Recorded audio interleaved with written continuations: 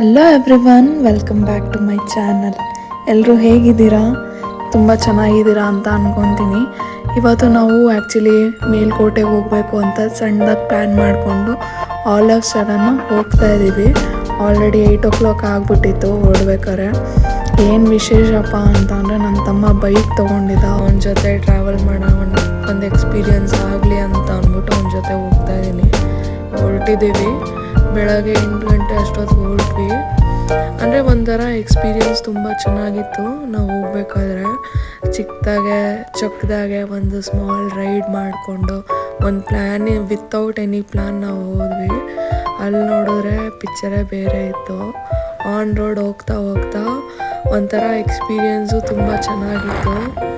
ಒಂಥರ full fog ಇತ್ತು. ಹೋಗೋ ಟೈಮಲ್ಲಿ ಸ್ವಲ್ಪ ಬಿಸಿಲಿತ್ತು. ಆಮೇಲೆ ಮಂಡ್ಯ ಹತ್ರ ಹೋದಾಗ ಫುಲ್ ಫಾಗ್ ಇತ್ತು. ಮತ್ತು ಆ ವ್ಯೂ ಮಾತ್ರ ನೆಕ್ಸ್ಟ್ ಲೆವೆಲ್ಲು. ಸೀರಿಯಸ್ಲಿ ಎಷ್ಟು ಚೆನ್ನಾಗಿತ್ತು ಅಂದರೆ ಆ ಮಂಜಲ್ಲಿ ಆ ಬೆಟ್ಟ ನೋಡೋಕ್ಕೆ.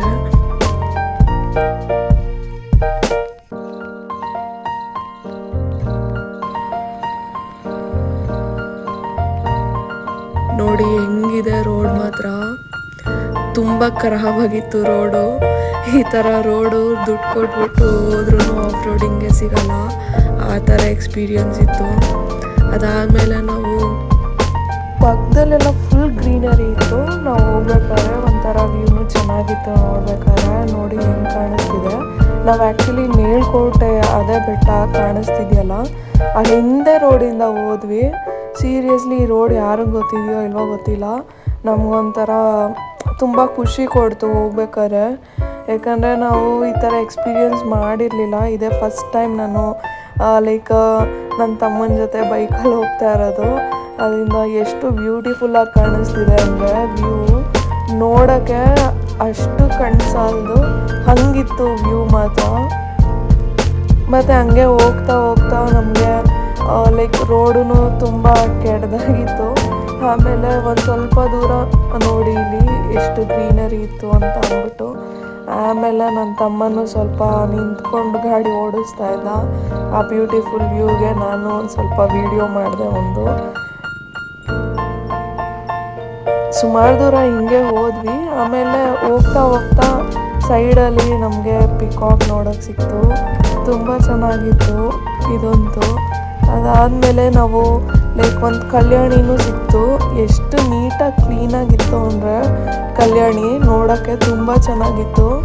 ಒಂಥರ ಡಿಫ್ರೆಂಟ್ ಎಕ್ಸ್ಪೀರಿಯನ್ಸು. ನೀವು ಒಂದ್ಸಲಿ ಇದೇ ರೂಟಲ್ಲಿ ಯಾರ್ಯಾರು ಬೈಕ್ ತೊಗೊಂಡಿದ್ದೀರಾ ಅವರು ಆಫ್ ರೋಡಿಂಗ್ ಬರಬೇಕು ಅಂದರೆ ಈ ರೂಟಲ್ಲೇ ಬನ್ನಿ. ನಿಮಗೆ ಒಂದು ನೆಕ್ಸ್ಟ್ ಲೆವೆಲ್ ಎಕ್ಸ್ಪೀರಿಯನ್ಸ್ ಕೊಡುತ್ತೆ ಅಂತಲೇ ಹೇಳ್ಬೋದು.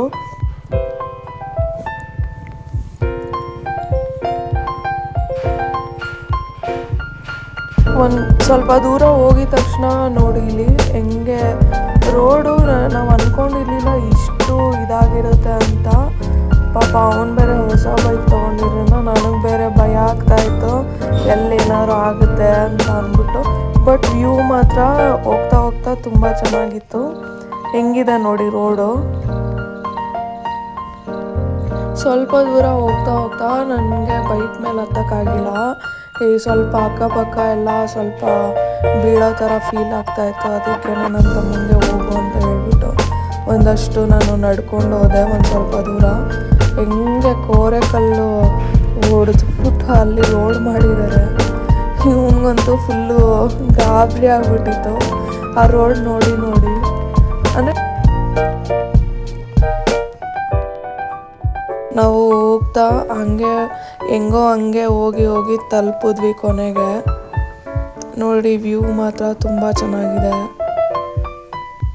ಐ ಪರ್ಸ್ನಲಿ ಸಜೆಸ್ಟ್ ಯಾರ್ಯಾರು ಹೋಗ್ತಿದ್ದೀರಾ ಮೇಲ್ಕೋಟೆಗೆ ಅವ್ರು ಈ ರೂಟಲ್ಲೇ ಹೋಗಿ ಅಂತ ನಾನು ಸಜೆಸ್ಟ್ ಮಾಡ್ತೀನಿ.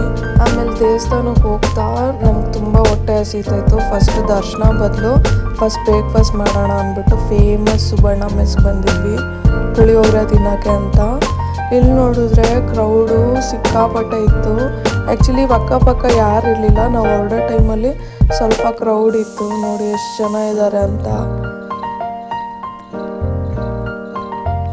ಮತ್ತು ಇಲ್ಲಿ ಅದೆಷ್ಟು ವರ್ಷದಿಂದ ನಾವು ತುಂಬ ಸಲ ಬಂದಾಗ ಇಲ್ಲಿ ಬಂದು ನಾವು ಇಲ್ಲೇ ಬ್ರೇಕ್ಫಾಸ್ಟ್ ಬರೋದು ಅಥವಾ ಊಟಕ್ಕೆ ಬರೋದು. ಅಲ್ಲೊಂದು ಪುಳಿಯೋಗರೆ ನಾವು ತೊಗೊಂಡ್ವಿ.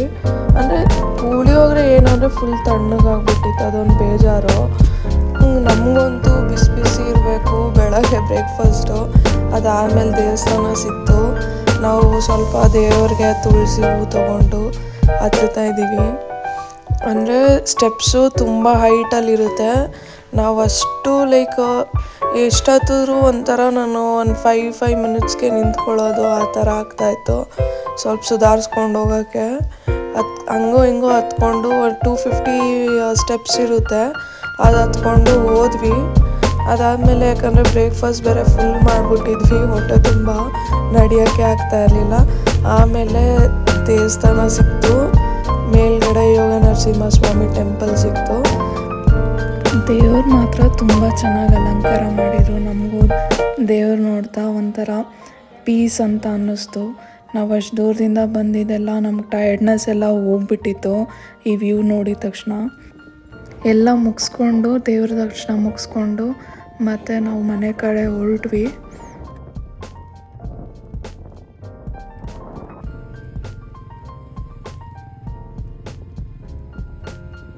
ಅದೇನೋ ಗೊತ್ತಿಲ್ಲ, ನಾನು ದೇವ್ರ ಮುಂದೆ ಯಾವಾಗಲೂ ಅಷ್ಟೇ ದೇವ್ರ ಮುಂದೆ ಹೋಗಿ ನಿಂತ್ಕೊಂಡಾಗ ನಾನು ದೇವ್ರ ಹತ್ರ ಏನೂ ಕೇಳ್ಕೋಬೇಕು ಅಂತ ಅನಿಸಲ್ಲ.